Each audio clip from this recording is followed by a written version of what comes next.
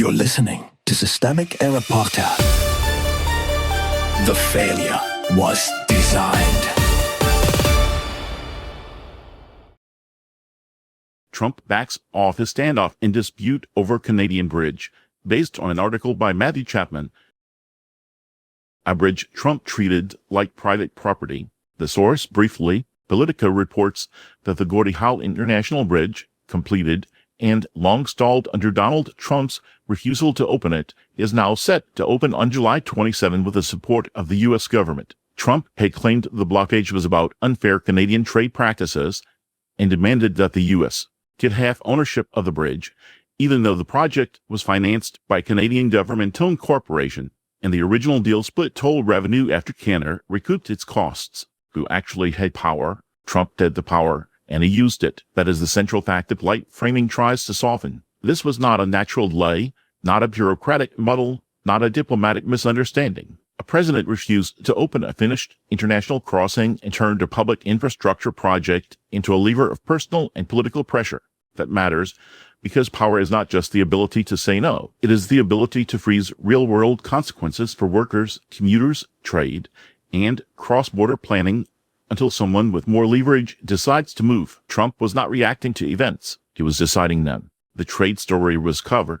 The trade argument is doing a lot of smokescreen work here. Unfair Canadian trade practices is a convenient shield for a more revealing dynamic. Trump demanded half ownership of a bridge that was not his to seize, while the project sat on the border between public purpose and private profit. That demand is the tell. If this were genuinely about trade fairness, the solution would have been trade policy, not extortion over infrastructure ownership. Trump did what he often does. He wrapped a patronage move in nationalist language and asked the public to mistake favoritism for a strategy. Follow the money. The reporting points to the more plausible political reality. The Gordie Howe Bridge would compete with the Ambassador Bridge, which is privately owned by a powerful trucking family that donated to Trump's super PAC. That is not a side note. It is the story's gravitational center. When a president blocks a competing bridge and benefits an allied private monopoly, the issue is not some abstract debate over commerce. It is state power being bent toward a donor class. The public gets nationalist theater, the connected get market protection. This is corruption with a flag draped over it.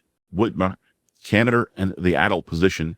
Gretchen Whitmer's role here is straightforward. She treated the bridge as an infrastructure, not a prop. Her statement names what Trump obscured, which is that public projects exist to connect regions, support commerce, and serve the people who actually use them. Canada, meanwhile, appears to have done what governments are supposed to do: fund, build, negotiate, and keep the project moving. The contrast is useful. One side treated the bridge as a shared asset. Trump treated it as a bargaining chip and maybe, according to the political suspicion in the reporting, as a favor to donors. Those are not comparable impulses. One is administration. The other is patronage with a border crossing attached.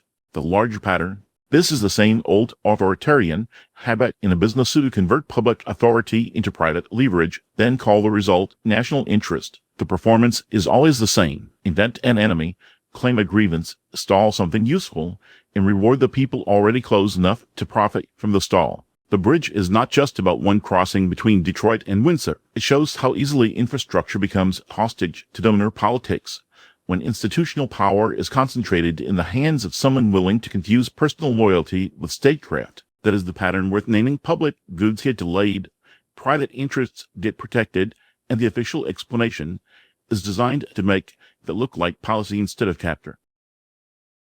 You've been listening to Systemic Error. Thanks to our story for today's article with the automated voice of Norman. Thanks for listening.